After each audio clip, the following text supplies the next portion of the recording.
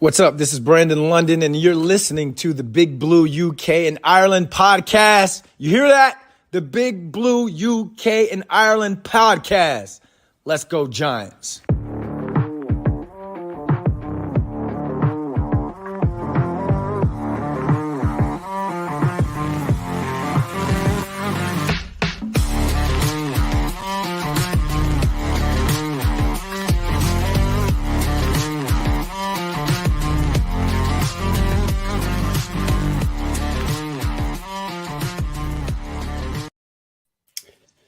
Welcome back, Giants fans, to the latest edition of the Big Blue UK and Ireland podcast. This week we are 66% British, 33% Irish, and 100% Giants.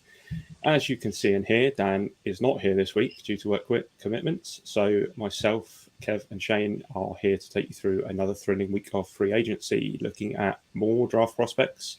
And this week it's tight ends, tackles, and O-line. I am pulling double duty today, so I'm producing and hosting, so if my eyes are all over the place, it's just bringing up banners and stuff. But how are you guys doing? Yeah, really good, thanks. Kind of like just tape it off a little bit now, which it's kind of had a chance to kind of sit back, digest everything that's kind of happened, both the good and the bad with some of the players we've lost that we'll discuss. But yeah, like kind of ramping up that draft preparation even more now. Yeah, definitely. I mean, don't worry, Craig, we have full faith in you. You've hosted before and done a great job. I'm sure you do a great job tonight. Although, Dan, you will be missed. Yeah, I mean, like we've had, in my opinion, a very good free agency period so far. We've kept our big free agents. We've signed a couple of really good critical ones. And now we're starting to get the sort of like lower level ones coming in, the minimum free agents, the vet minimum, sorry. So we're really starting to pack out the roster now. I think we're standing at like 70 players nearly, and then we've got our 10 draft picks. So we're really working our way towards that 90-man roster now. Yeah, absolutely. And free agency is going to be a big thing that we're going to look at today. So before we get to that, if you're watching live on YouTube or Facebook, please do pop any questions into the comments. We will answer them as and when we can get to them. And subscribe if you haven't already, and give this video a thumbs up. It really helps us. So let's get cracking. Let's look at the latest Giants moves in free agency. We've signed a couple of new wide receivers, a couple of new defensive backs, including one that comes from a divisional rival. And we've re-signed two of last season players to new deals. But unfortunately, we've lost the captain from last year and another big piece on our offensive line. The Giants are likely not finished either.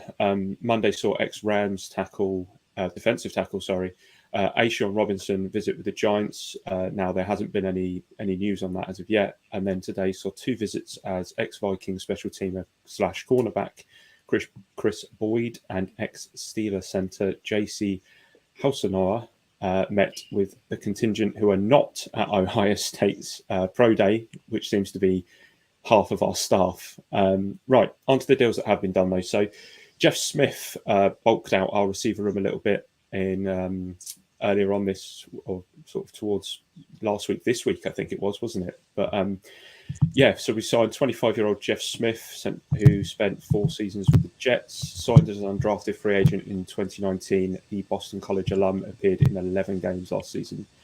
Healthy scratch in weeks 11, 12, and 13, missed the end of the season after suffering a knee injury against the Lions in week 14. Likely to be used as a depth wide receiver and gunner on special teams. 6'1", 195 pounds, ran a 4.36 in the 40 back when he was in the combine. So we'll add some speed to the room if he does make the roster. He has signed a 1-year contract with a cap hit of 1.2 mil and will earn a base salary of 1.175 mil and a workout bonus of 25 grand. Low risk signing. How valuable is it having backups that have the versatility to play special teams as well, boys? No, I think you're on mute there, Shane.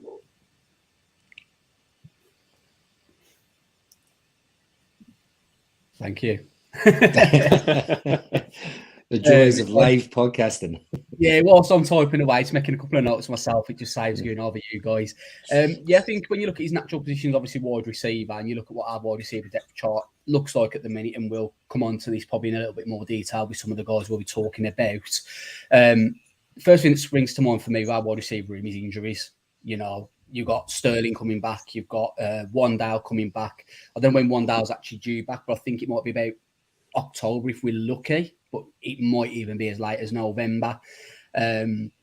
We've added another wide receiver we'll talk about shortly that's missed game time previously as well. So, you know, I think he's predominantly been signed for special teams, but I do think without a doubt he's going to be getting some game time. You know, if you look at our wide receivers that we had last year, we were really scraping the barrel at times.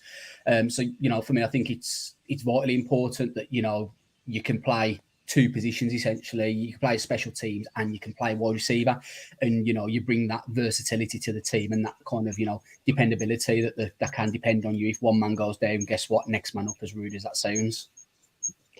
Yeah, I mean it's a good death piece. They just didn't really try to keep him. Obviously, when you have a player who's only like the fourth, fifth, sixth receiver, you know, you'd let him walk and sort of replenish through the draft and other free agencies. But I mean, it's good depth. I mean, special teams now we're starting to fill those parts of the roster, sort of the back end of the roster. Because I'm a big believer in not using starters on special teams as much as possible. I mean, we suffered quite badly last season, the Adoree Jackson incident. And although Jeff Smith isn't a returner, he's a gunner. I do think, you know, those type of positions should be for the backup players. So I think it's just a good squad depth, like one of those vet minimal deals. You know, he's got a chance to make the roster. It's a 1 year deal. One of those like, yeah, let's just fill up the roster with good solid players and see where we go.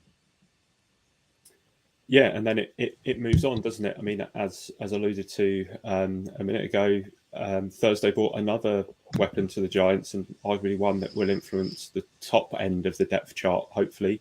Ex-Colts wide receiver Parris Campbell is now heading to East Rutherford. So Parris is 25, same as Smith, but has seen considerably more action, appearing in 32 games, 24 starts. Had a few injury hit seasons sort of to start off his career. He had a full season production last year, finishing on 63 receptions, 85 targets, 623 yards and 3 touchdowns. He also had 5 carries as a rusher for 58 yards. So the Giants will hope that he can make an impact on the receiving core that, you know, let's be honest, underwhelmed last year.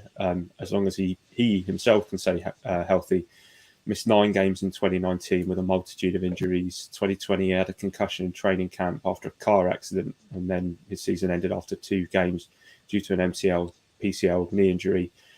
2021 abdominal strain and pedal foot sprain, limiting him to 6 games. I mean, it's a 1 year contract worth up to 6.7 million, 3 million base, 1.5 signing bonus, 1.4 million guaranteed, and then obviously quite heavily incentivized. But do you guys think that there's a risk with the injuries, or do you think this is good business for the Giants? Make sure I'm off mute. Yeah.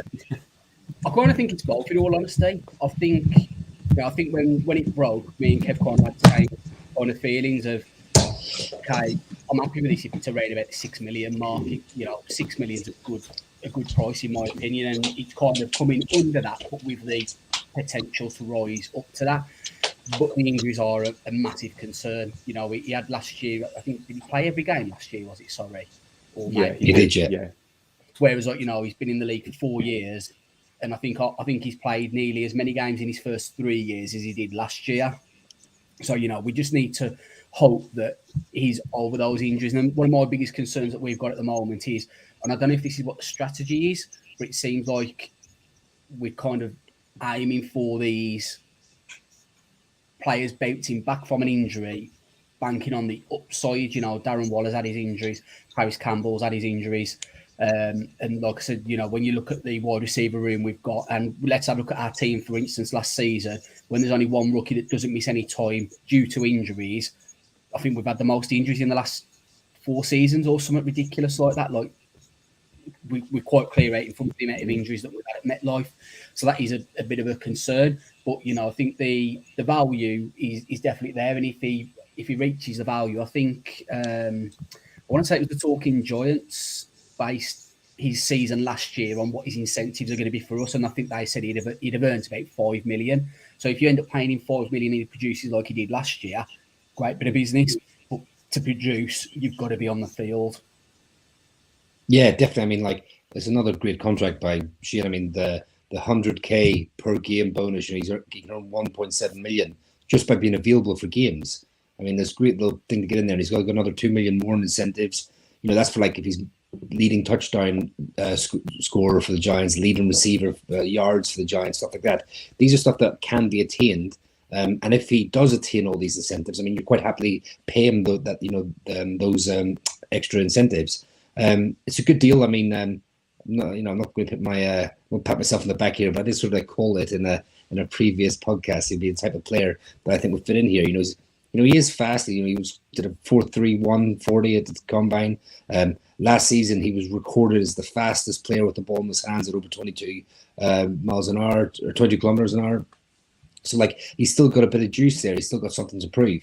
I think with the injuries in the first 3 seasons, I think he kind of needed a prove-it deal again. He kind of like proved himself last season with really bad quarterback play. You know, he's playing with Matt Ryan, who is definitely on the decline. Erlinger, the young quarterback out of Texas. You know, it was a bit of a dumpster fire, to be honest, the QB room there. So for him to get those stats last season was phenomenal. And he just seems like a well-rounded person as well. Definitely like the team-first kind of guy.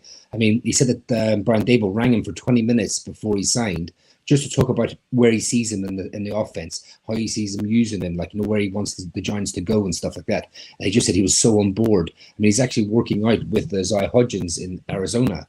And he also said that Daniel Jones contacted him to say, look, I want to get with you. I want to get out throwing with you. I want to get the rhythm going. So, I mean, it's definitely a high upside, low floor type of signing. And it's one I think will be beneficial for Parris Campbell and for the Giants, because I do think he will produce. And if he stays healthy, he'll produce at a high level and earn himself a decent contract next season. Yeah, absolutely. And if you look around the league and you look at the other wide receivers that have got contracts, especially in the year deal kind of range, Juju Smith-Schuster, even today with McCole Hardman, none of them have really blown this deal out of the water. It's all been very much of a muchness when you have a look at that kind of money. So I think you're both absolutely right. But here's an interesting one for you. And I think I know what you're both going to say, because we talk about mock drafts every hour, it seems. Is this every year? Oh, God, Dave. Yeah. Is this the wide receiver one that the Giants have been looking for, or do you think we're looking in the draft for that position? I don't think it's the wide receiver one they're looking for, because I don't think they're looking for a wide receiver one. I think if you look at what Kafka's come from with the Chiefs, they don't have a wide receiver one. I think if you look at the success that the Patriots had when Dable was there, and obviously, you know, there's been the chat recently about the tight end Darren Waller we've brought in, and what, you know, Kansas did with the tight end and what Patriots did with the tight end. Patriots never really had a proper wide receiver one. I mean, you know, Julian Edelman was good, Chris Hogan was good, but that weren't like wide receiver ones in the recent years. So I don't think we're actually looking for a wide receiver one. I really don't. I think if the opportunity arises, yeah, we'll take it. But I don't think we'll be saying, yeah, Smith and Jigba, Jordan Addison, Quinton Johnson, we're taking your wide receiver one. I think it's going to be the best players on the field, the most explosive players, and we're not really looking for that wide receiver one. That's just my opinion. I mean, is he a wide receiver one at the moment? No. Has got the potential to be one? I believe he has. He was taken the second round by the Colts out of Ohio State. He was very highly thought of there. I mean, he's 6'1", like 200 pounds. He's sort of like, he's got enough size to be that. He's definitely fast enough. I think he'll shine in our offense. I think we have a lot of high-end number twos now. But as Shane was alluding to, you know, Darren, you could have a number one receiver, doesn't have to be a wide receiver. It can be a tight end. I think we've got ourselves, again, when healthy, a bona fide number one pass catcher.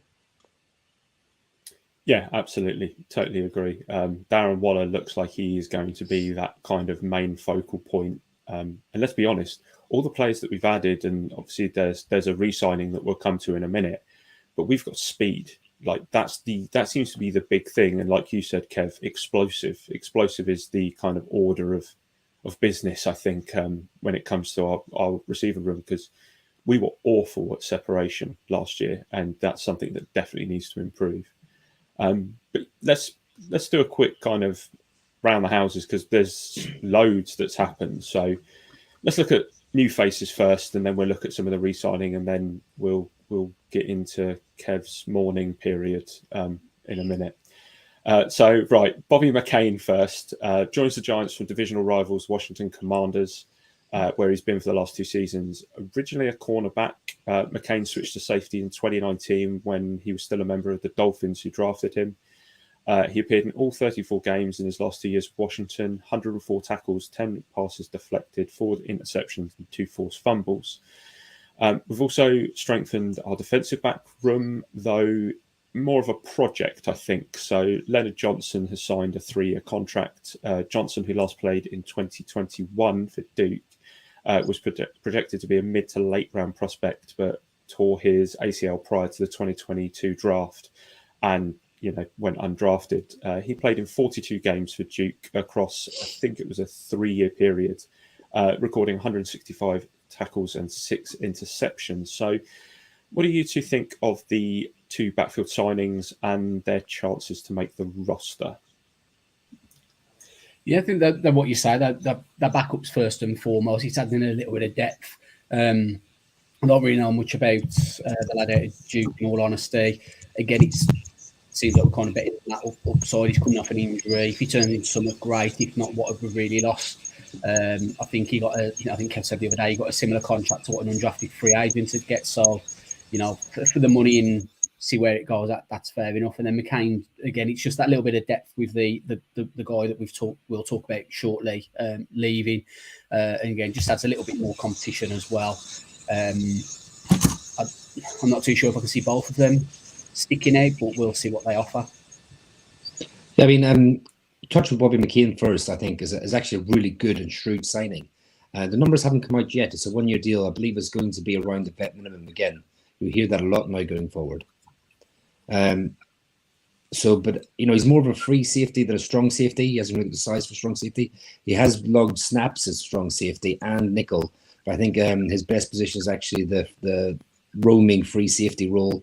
I think he's an average starter, but a very high end backup, in my opinion.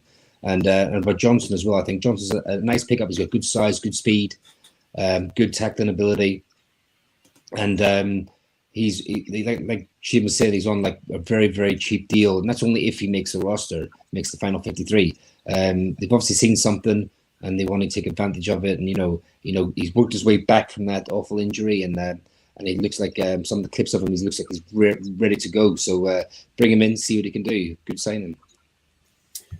Right, now before we carry on, there has been a comment on YouTube. I'm just going to pop it up. So Phil Kirkpatrick saying, I have a gut feeling the Giants don't do that. Don't do a wide receiver in the first. Think that they're all off the board by 25. What do you reckon?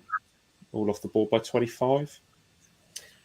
It wouldn't surprise me. I think there might be one, maybe still be there, say as Zay Flowers, for instance, but I think JSN, Johnson and Addison will all be gone by 25 in my instinct at the minute.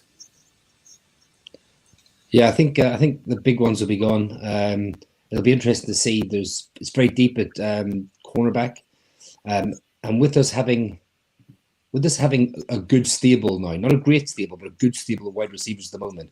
I think we are very much lacking true depth at cornerback, and we're definitely missing a cornerback too, in my opinion.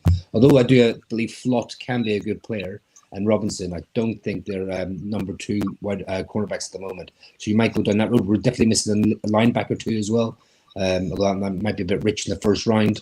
I mean, they're showing a lot of interest to Smith and Jigba at this Ohio State Pro Day. They took him out for a meal. They took him out for a meal last night.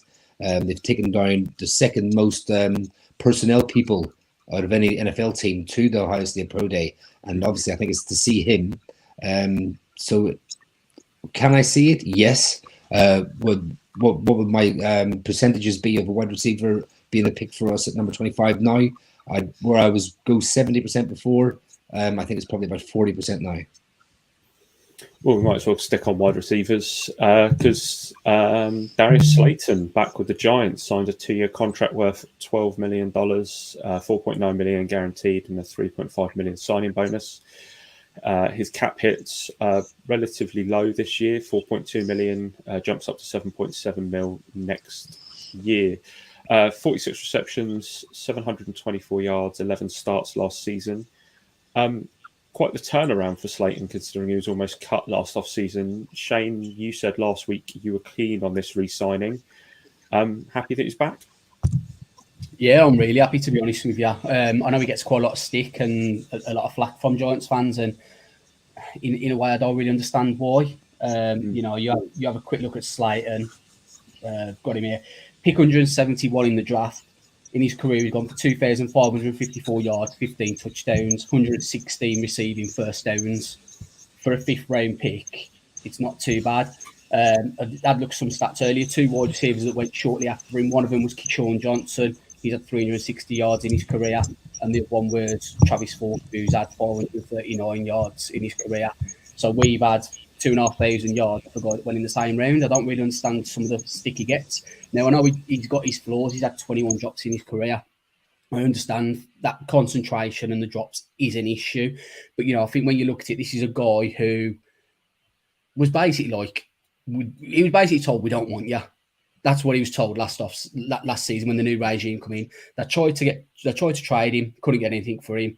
He had to take a pay cut to stay on the team, didn't dress for week 1. And then, I just think it's an absolute great turnaround, and he's shown that kind of dedication. You know, kind of what Dable keeps mentioning: smart, tough, dependable. Tough doesn't necessarily mean that you've got to be able to get knocked on your arse and get back up again. Tough can be.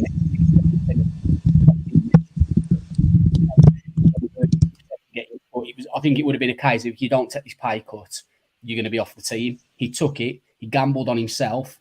And I'm really, really happy that he's back, to be honest with you. I mean, depending on who you believe, the Falcons are possibly interested in, we're going to offer more money. But, you know, he's chose to stay with the Giants, and I'm really happy with it, to be honest with you. Yeah, I think it's a good re-sign. I mean, like, you always want to try and re-sign your own players. He was offered a couple of deals that were a little bit better than what the Giants were offering. You know, he's actually from Atlanta, so, like, you know, it could be very tempting to go back there. But, like, you know, the familiarity with Daniel Jones, with the system, you know, and I think he's got a little bit to prove. Like, I think he wants to kind of show those naysayers that, you know, look, I am a player. You know, last season, he was running with the 3rd team in pre-season and stuff, and, like, he was basically told, you know, made to take a pay cut on your 4th year of a rookie contract. He took a pay cut just to stay with the team and go out and prove. And I think by the end of the season, he turned out to be a good, reliable receiver for Daniel Jones. So I'm interested to see where we're going forward. And then, Craig, you touched on it before, just adds more speed. I mean, really, like, you look at Slayton, you look at Parris Campbell, you look at Darren Waller, and, like, you still got Saquon in the back, and obviously Daniel Jones with his legs. You know, we've got real sort of explosive players now. And I think, you know, if we can shore up the O-line in Kafka's and Dable's system, I think we'll be a lot more explosive this year.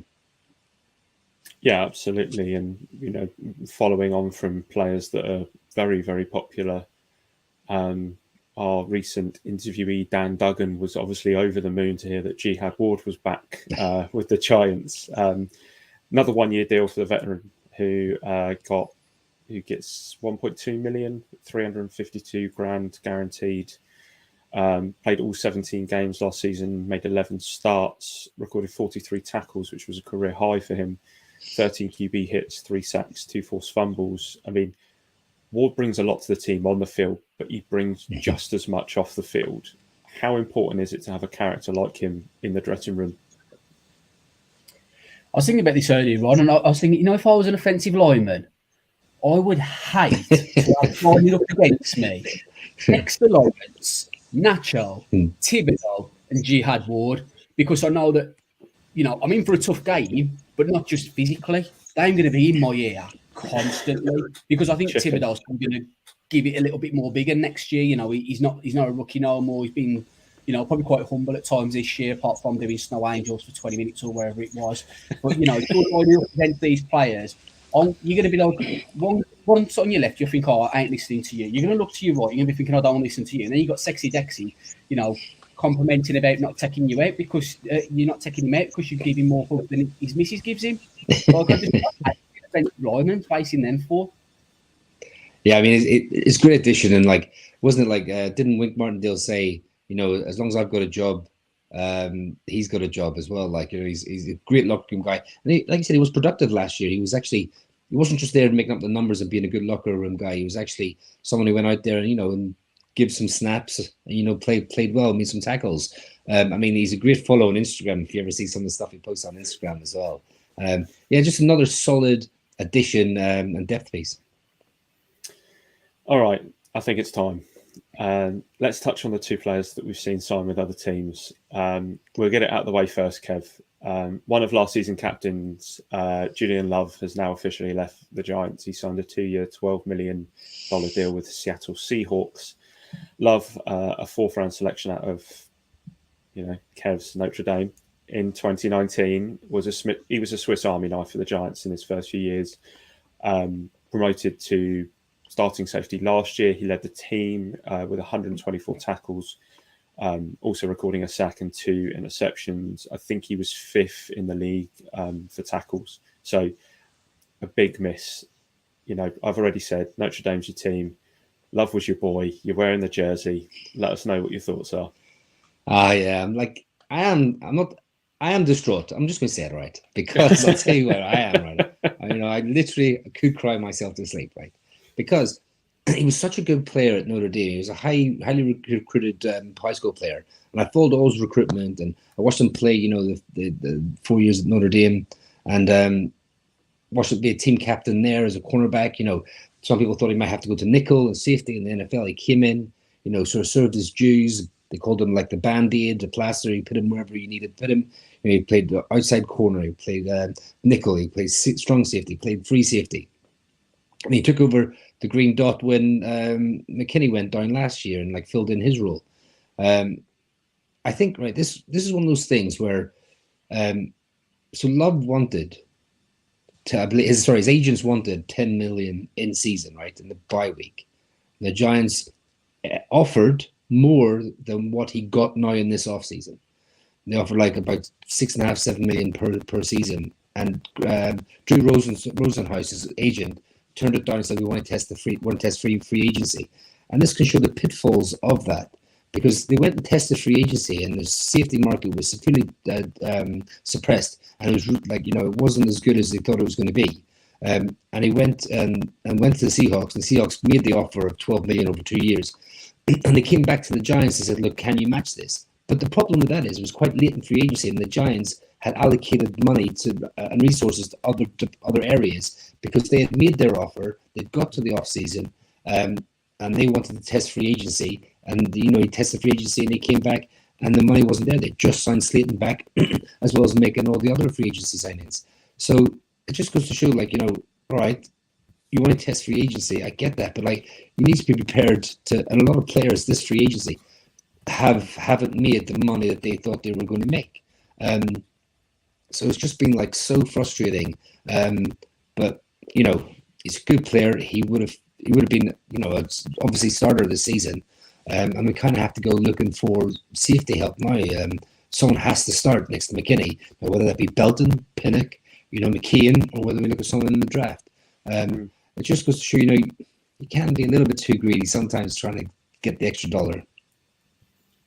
Yeah, I think Shane, you touched on it. I mean, what did you say your thoughts were with the sort of money side of things?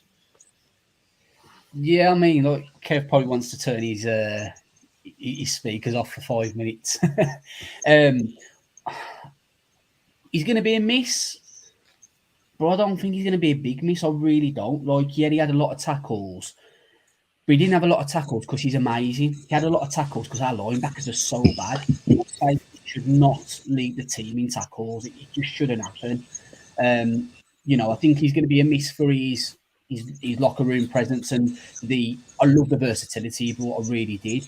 But at the same time, the offer that was made in the season was more than I would have been happy with. I don't want to get invested nearly 20 million into 2 safeties because McKinney's going to need paying next year. And if it comes down to keeping McKinney or not, McKinney. I wasn't overly keen in paying too much money. And like Kev says as well, at the same time, I'm torn on his contract because a little bit like Nick Gates, I'm really pleased he's got paid. You know, if you can't keep your own guys, I at least hope they get paid, especially when they're guys like Nick Gates, like Julian Love. You know, I want to see them get paid.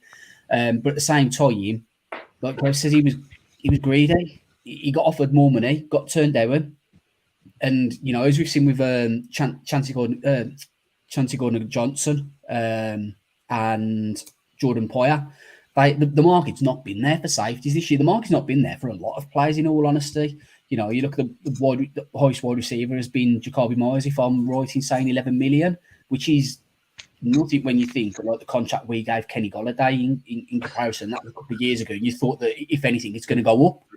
So I think for me, I'm glad he got paid, but I don't have very much sympathy because he did what he has to do. He looked out for himself and his family, and that's what you've got to do. Football's a short career, American football even more so. You know, you're only ever one tackle away from a life-ending, not a life-ending, well, could be life-ending, but at least a career-ending injury. So I'm glad he got paid, but I'm also glad that we said, no, we can't match it. And he goes to Seattle. And I hope he does do well in Seattle. And, you know, I will always kind of keep an eye on him and hope that he has a great game every time, apart from when he plays us. Yeah, absolutely. And, you know, we all said that Love was obviously a linchpin really last season on the in the safety position. And with McKinney going down after his ATV accident, he took the sort of mic and took the green dot and performed above and beyond. And you know, it is exactly what you say, Shane. It's a business, isn't it? And we're always going to see players go from the Giants to other teams, but you know, as the saying goes, once a Giant, always a Giant, and you never know. We could see him again in the same way that we saw Collins come back last season. So this might not be the end. Obviously, there was one other, Feliciano, aka Dirtbag, who signed a 1-year deal with the 49ers. Kind of one that took us all by surprise in the group chat. Player that we all thought it was just a matter of time before he re-signed with the Giants. Obviously, he has previous with the Bills, so has that connection to Dable there. But yeah, went off to the 49ers on another 1-year deal, sort of late in his career. This is going to be the 6th season in a row, Kev said, where we're going to have a new man under centre to begin the season. We've been really bad at solidifying this position, right? Just awful, absolutely shocking. So, but that's the roundup. So let's move on to our. Go on, Kev. Go on. No, just quickly on the centre. I mean, like, it has been off. I mean, like, was it Weston Richburg? Was the last sort of player that played multiple seasons as a centre. I mean, the centre as well. Like, they're the ones who see call out the protections. They're the one like who works with the QB all the time. You know, they're the ones that sort of get the offensive linemen lined up and on the same page. So it's such a vital. It might not be physically the most sort of like impressive positions like a tackle would be, but I think like it's the most cerebral position on the offensive line. I mean, the only one we've got now is Ben Bredesen, who's only played 30 snaps in 2022. I mean, we'll have to draft one now, I think. We have to draft someone sort of played with Daniel Jones going forward for the next, 3 to 10 years, you know. We could bring someone in from the free agency like Conor McGovern, who's played for the Jets. He's 29. Could get a couple of good years out of him. But it's definitely a position that, you know, we can't take too lightly. And it kind of shows how ruthless Sheehan can be, not only with the Julian Love thing, but like, you know, Nick Yates, he was offered basically the minimum, and he went and got a decent contract from the Commanders. Now, I'm guessing Feliciano was basically offered the minimum, and he probably would have had to take it until a better offer came in from 49ers. So, you know, Sheehan obviously hedged his bets a little bit on one of them being a very, very cheap center to go forward. So I do think they will look towards the draft to pick a center. Now, not in the first round, you know, position value to sort of take charge in the first round, but definitely second, third, I'd like to see us address the position. Yeah, I just want to make it clear to any listeners or people watching that when Kev says that Shane has been brutal here, he's talking about Joe Shane and not our podmate Shane for his rhetoric on Julian Love 2 minutes ago. She's been brutal for a lot longer. I think with the centres as well, the thing that it frustrates me the most, we've had opportunities to draft centres over the last couple of years. There's been centres there for us to pick up. Tyler Biadish a couple of years ago was a guy I was quite high on as well. Creed Humphrey back in 2021, Landon Dickerson. These are players that we had the chance to and we chose not to. So, the chances have been there, and for whatever reason, the GMs are just passing it up. It's quite interesting. Steve's just popped a question in the chat, so ignore me as I'm looking at that. I'll pop it on the screen. So Steve put, are you taking the likes of McGovern or even Ryan Kelly from the Colts if it's the right deal over a centre in the draft? Yeah, because you don't want to draft O-line. For those who don't know, Shane is dead against O-line draft picks. Thank you. Nah, I think I probably would. Just you've got some experience there, and then you're not edging your bets on saying, okay, you know what, we'll target John Michael Smith we'll move up in the second round and take John Michael Smith, and then John Michael Smith goes at pick 28 in the first round, and you've edged your bets then on the right players being there. I don't think you can do that when it comes to, drafting and signing free agents. You don't want to ever turn around and say no to a free agent because you got your eye on someone in the draft, unless you 100% plan on taking that person first overall and you've got the first overall pick. Yeah, that's fair enough. I mean, while we're on the conversation of centre, our mock draft tracker that we've been looking at, we've had some updates from Mel Kiper and also from Daniel Jeremiah. So Mel Kiper has reverted his pick to his original pick back to Jordan Addison, the wide receiver out of USC. He obviously had Jordan Addison as his original pick. He flipped to Quentin Johnston and now he's gone back to Addison. But the interesting one for me is Daniel Jeremiah here. So Daniel Jeremiah has done his first mock draft update since free agency, and previously had us taking Jalen Hyatt, the wide receiver out of Tennessee. Has us taking at 25 now Joe Tipman, center from Wisconsin. Now, obviously, it's based on the way that free agency has gone and with Feliciano going, but how much of a reach is Joe Tipman at 25? He's huge for me. I really like Daniel Jeremiah. I'd probably say he's probably my favourite draft expert. I like Mel Kiper and Todd and that, but Daniel Jeremiah is the one. I listen to their Move the Sticks podcast as well, and they have some great ones leading up to the draft where you get to hear a little bit more about the player. They do player interviews and that. But I seen that and I was like, what? Like not because I don't like drafting O-line. If you want to take Osiris Torrance, for instance, okay, I get it. 25 for a guard, good value, that's fine. But I was like, what? He's probably not even the best centre, in my opinion, in the draft. And I don't know what he's heard to do that. I don't know if he's had some grumblings or he's just looked at PFF Giants needs. They need a centre. Oh, well, there we go. I don't know what he's thinking or logic is behind it. I mean, I think it's far too early for someone like Tipman. I mean, I think it's even someone too early for Michael Schmitz that we're going to talk about in a little bit. Yeah, just because Addison obviously is a player that everyone knows I love. So I mean, I'll be all for that, even with the weapons we do have. I mean, like getting a cost-controlled number one wide receiver for 5 seasons with a first-round pick, I think, is great value. We just talk about the centre as well. I mean, like I think Tipman in the second now, I'd like the happy days, right? You pick like a real sort of like high position of value, like corner, wide receiver, tackle, those type of players in the first round, and then you come back around and you start hitting sort of like good value needs. Then I think something like that would be very good in the second round. I mean, something like, just back to the question as well, something like McGovern would be good if you get him on a cheap deal, but then someone like Kelly, who is 30 now, and if you traded for him, you take on his cap like 10 million this year, 12 million the year after. So you have to try and work out his cap. So that would make it very difficult. But I just think positional value, I think center in the first round for all the needs we already have, I think would be a bit rich, to be honest.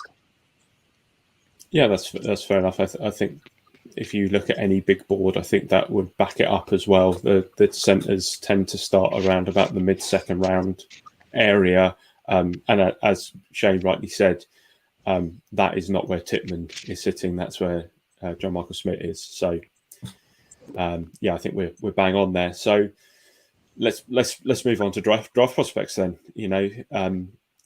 My favourite part of the podcasts around now, listening to Kev and Shane go through their little sort of top fives, and we're going to start off, Kev, your favourite position. So start off with tight ends. There we go. It's on the screen. That's my favourite position, the position I love to play the most. A few years when I decided to try and take up American football in my mid-30s, which wasn't a good idea, I'll tell you, lads, but I'm got it in. So I was like the shortest tight end in the whole of Britain, I think. But my top 5 tight ends are obviously Michael Mayer out of Notre Dame. He's basically the best all-round tight end. He's not a burner, but he's savvy enough in his route running to make himself free. And when he doesn't, he just goes up and gets the ball and plucks it above anyone. So I think he's a fantastic, and blocking as well. He's a very good blocker. Number 2 is Dalton Kincaid out of Utah. He's probably the best pass catcher in this draft. And you will see some people maybe flirt with him above Michael Mayer because a lot of people don't value the traditional tight ends. They want those sort of Kelseys, those Wallers, the detached tight ends. Number 3, I've got Luke Musgrave. Again, he's one of those like a good all-round tight end, just needs a little bit of development. He played very well in the Senior Bowl and caught some people's eyes. So whereas I saw him like a little, maybe more of a late second-round pick, you might see him pick end of first, beginning of the second now. And then we have the monster, Darnell Washington at number 4, 6'7", 260. He's just a beast of a blocker, man. You watch the combine, and he just moves the sled so easy compared to the other tight ends, and he just and he can catch. He's not a great route runner. He's quite fast, but he's just he's very slow getting in and out of his breaks. I mean, and he was the second best tight end at Georgia. But he's a good development one. You will see his measurables. People will want to take that and see what they can do with it. And then my 5th one here is Tucker Kraft out of South Dakota State. Again, just another all-round good tight end. Solid blocker, good at getting open, decent hands.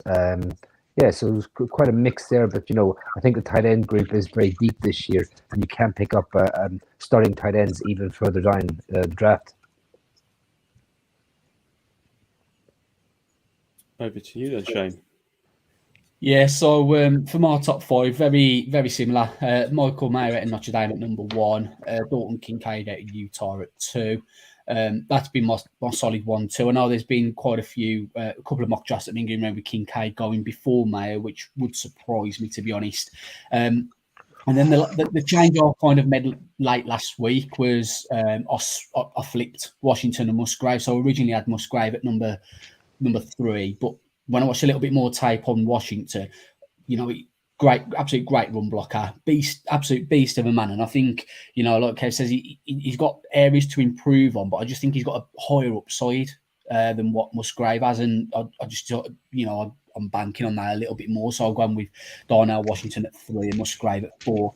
And then Sam Laporta out of Iowa at 5. Now, I hate Ohio State quarterbacks and I hate TCU wide receivers. I love Iowa tight ends. If you think there's a tight end out of Iowa in this draft that's not in my top 5, there's something wrong. You kind of turned into tight end you over the last few years.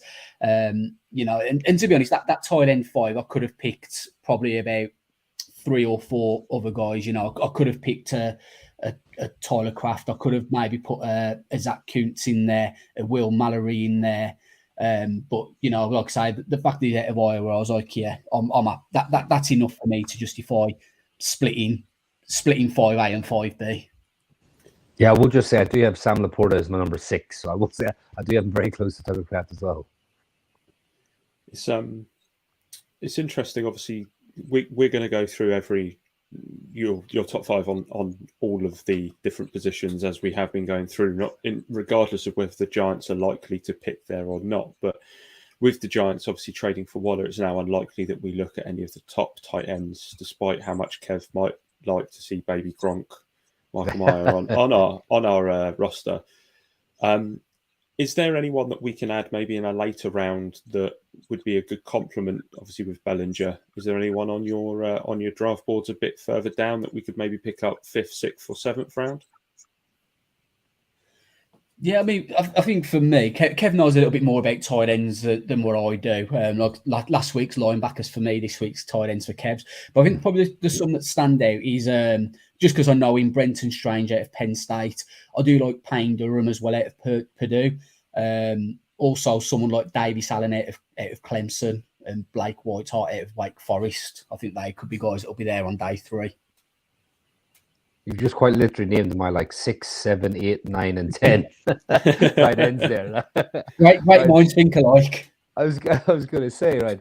So after that, you're looking at Oklahoma Sooner Braden Willis, the Michigan Wolverine Luke Schoonmaker. I do like Bull Mallory as well from Miami. I don't think he's being talked about enough. There's just a couple of ones that you might look at later on. Cool. So I guess we go from a prospective weapon on the offense to people in the trenches, the big boys. And you'll see by the numbers that appear on screen how big some of these guys are. Let's go to tackle. Shane, do you want to kick us off with the tackles? Yeah, so I've gone for Peter Skronsky out of Northwestern at 1, Parris Johnson Jr. Out of Ohio State at 2. It's literally kind of 1A, 1B. It just depends who you really... You could literally split these based on the players that come up against. You could split them on which conference you prefer. There's very little to split them between. Then at number 3 out of Georgia, I've gone for Broderick Jones. 4, Darnell Wright out of Tennessee. And then 5, I've gone for Anton Harrison, who was someone who come onto my radar a lot later than what I anticipated. And, I've seen some reports last week, I think it was, saying that he could potentially be the first tackle off the board, which would surprise me quite a lot, to be honest with you. As much as I do think he's a good player, I wouldn't have had him to be the first tackle off the board. But, that's the way these drafts kind of go. Yeah, I mean, I've got a very similar top 5. I mean, I've got Parris Johnson Jr. as number 1. He's a big athletic tackle, very high character guy as well. Number 2, Peter Skronsky. He's been a 3-year starter at Northwestern, very high football intelligence. He can play tackle and guard versatility. Broderick Jones, Georgia. He's been starting left tackle for 2-time national champs. Really good, really high upside. Darnell Wright, Tennessee. He's played as a freshman, right tackle, and he's played both right tackle and left tackle. Good all-round tackle. And Anton Harrison, Oklahoma. I mean, he's got ideal size for the position. He is currently better in pass protection. A little bit of a project, but those are my top 5. So as you both kind of said, their top 2 pretty much interchangeable. Rest of the list very, very same. Very, very similar. Pretty much identical. So, would you say that top 5 is a lock, or is there anyone else kind of just on the undercut there that could have sort of pushed Anton Harrison out? I think for me that I'm quite happy that'll probably be, well, not probably, that should be the first 5 tackles off the board. I think after that you're looking at the likes of Blake Freeland out of BYU.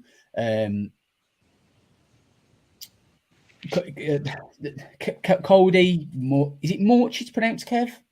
Maybe? Yeah, Morch, but he'll come to I've got more of a guard. Yeah, I was going to say, he's one of those that could, one team could draft him and plan on having him as a tackle. Another team might draft him and plan on having him as a guard. So he's probably on that next tier, and then Parris Johnson's teammate, DeJuan Jones as well. So, but I think for me, those should probably be the top 5. I mean, I was going to say, I think those should be the top 5. I mean, DeJuan Jones, people will fall in love with him. He's 360 pounds at 6'8", and he moves really well for it. So you can see, again, teams looking at that and going, "Oh, what can we do with him?" And also just Matthew Bergeron as well from Syracuse. I just think is a really solid, good all-round tackle. Perfect. Right, let's wrap it up then with the interior O-line. Now, both Shane and Kev look at this slightly differently. Shane combines his guards and centres into a top five, whereas Kev separates them out into individual lists at the positions. So what I'll do is I'll throw Shane's up on and let you go through those, and then Kev, you can give us more of a kind of granulated look at the rest of them. So Shane, there's your combined list. Yeah, and the reason I tend to combine is because I do think a lot of them can be like kind of interchangeable. For instance, someone who's not on my top five, Steve Avila at TTU, 2021, he played majority of his snaps at centre. Then last year, he played him at guard. So I like to make life a little bit more difficult for myself as well. But number one, interior O-line, quite some distance, in my opinion, is Osiris Torrance out of Florida. Number two, gone John Michael Smith, the centre out of Minnesota. Number three is a guy who I really do like. Is Joe Tickman, centre. I imagine he's going to be centre, coming out of Wisconsin. Andrew Voorhees, a guard out of USC. And then finally, Luke Weipler out of Ohio State. So I've kind of got three centres there and two guards.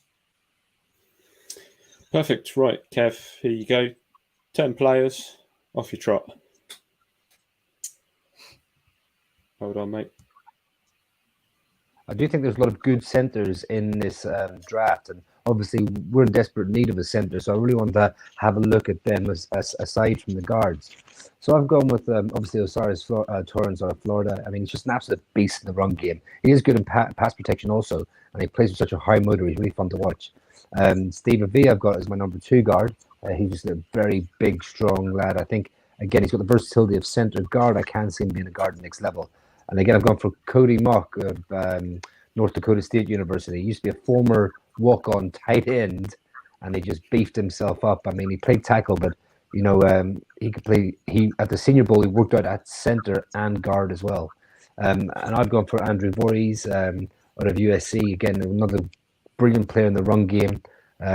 Very unlucky to tear his ACL at the combine, but just one of those solid players who I think just will play in the league for a long time. And sort of my dark horses, I've got Antonio Maffei. I think I'm a bit higher on him than a lot of other people. He's just a massive dude, you know, with great power. He's not a very good puller, like you wouldn't want to get him out in space, but just to go straight ahead and run over someone. He's brilliant to watch. And then I've got my centers. I've got John Michael Smith. I think everyone's got him. You know, again, one of those high intelligent players, best all-round center in the class. And I think that's exactly what we need at that position. Joe Tippner out of Wisconsin. You know, he's a day one starter. He's got good power and he's very athletic. So I can see why why Daniel Jeremiah put him with us. But again, he's one of mine who I'd love in the second round, but I think he'll probably be gone by then. I've got Luke Weiler of Ohio State. You know, he's better in pass protection. He can get pushed back a little bit by some of the bigger nose tackles. But, you know, I think we might be going to be a pass-heavy team going forward, you know. So, you know, something like that mightn't be bad in the second round. I've got my boy, Jared Patterson. I mean, I couldn't have a list with a Notre Dame player on there. Again, a very intelligent player. He can play all three interior positions, two guards and center. He's not a wide player. But he's definitely, you know, can plug and play for 10 years in the league, not a problem. And then my final center is Olusegun Alotanimi out of Michigan. Now again, he's another one who's a better pass blocker, but he definitely gets the job done in the run game. And I think, again, you know, he would definitely be a plug and play starter in the league.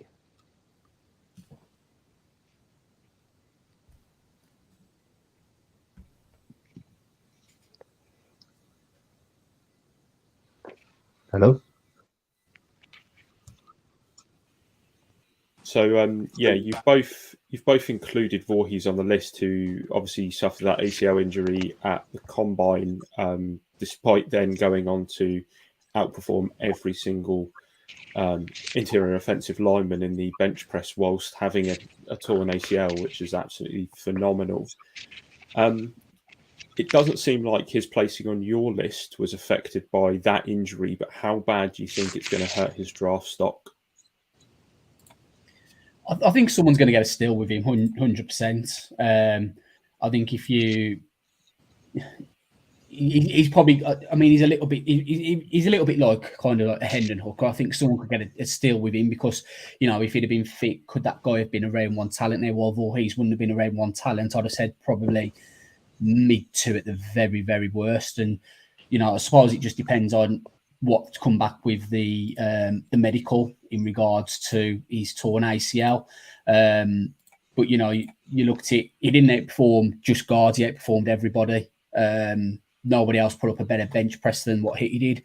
And, to show that toughness to do that, I don't know how much kind of people tend to bench and that, but you might be thinking, but bench, it's lying there, pressing with your arms, the ACL's your knee, it's not really needed, but you still need to plant when you're doing the bench press. So for him to kind of just overcome a little bit of adversity there and still go ahead and, he could have said, I'm not doing anything at all. And no one would have batted an eyelid. That'd have been like, you know what, you've got torn ACL, fair enough.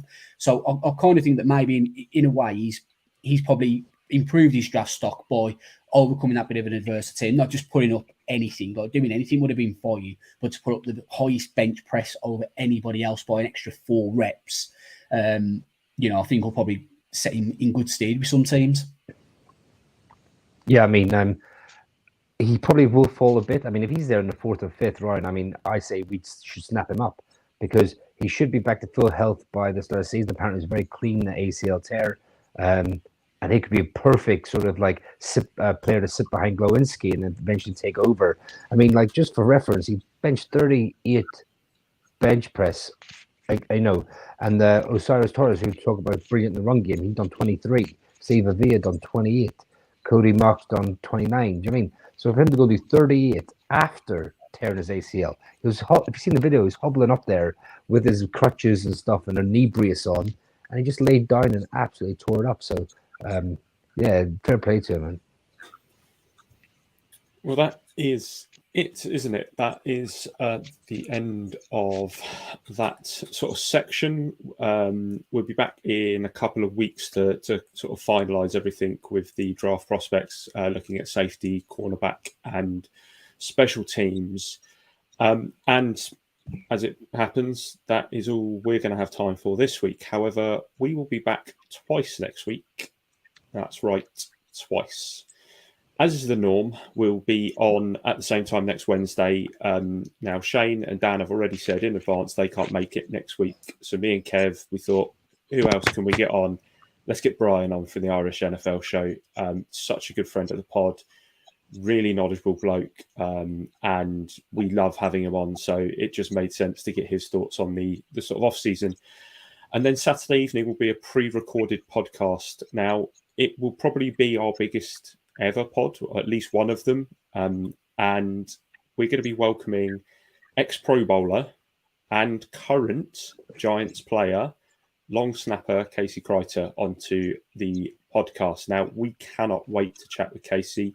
We've been going back and forth via DM. We've been chatting because obviously there's the long snapper kind of competition that's going on Twitter at the moment, that we are absolutely storming for him, and we will continue. We're going to take him all the way. So that should be a blast when he comes on. So with that bombshell, anything to add before we go?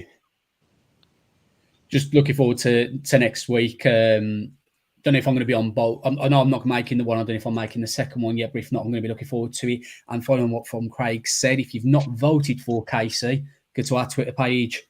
We've retweeted it and make sure you're voting for him. Yeah, definitely, man. Definitely some fun pods coming up, like some good guests going to come up. Like, subscribe, hit the bell, all that fun stuff, But free agency isn't over. We haven't got much money left to spend. We spent it very wisely so far. But one or two more players to come in, and you want to hear who they are, what they're about. This is the place to hear it. Yeah, absolutely. And as Kev said, just remember to like the video, subscribe to us on YouTube, hit the bell to be notified when we go live. If you aren't already, follow us on Twitter, Instagram, Facebook. Just search Big Blue UK and Ireland. We're also all part of the New York Giants Fans UK Facebook page. You can find us there. We're going to start putting our Twitter handles below our names, as we have done today. So if you want to follow us individually, we do tweet about the Giants among other things. So if you want to hear Kev talk about Celtic and Notre Dame, or Shane talk about West Brom, or me talk about Leeds and Reading, then fill your boots. I can't imagine it's going to be as exciting as our Giants talk, but there you go. My thanks, as ever, go to Kev and to Shane and to all of you watching or listening. We're looking forward to obviously welcoming Dan back soon, but next week it'll be myself and Kev. But for now, we are signing off until next time.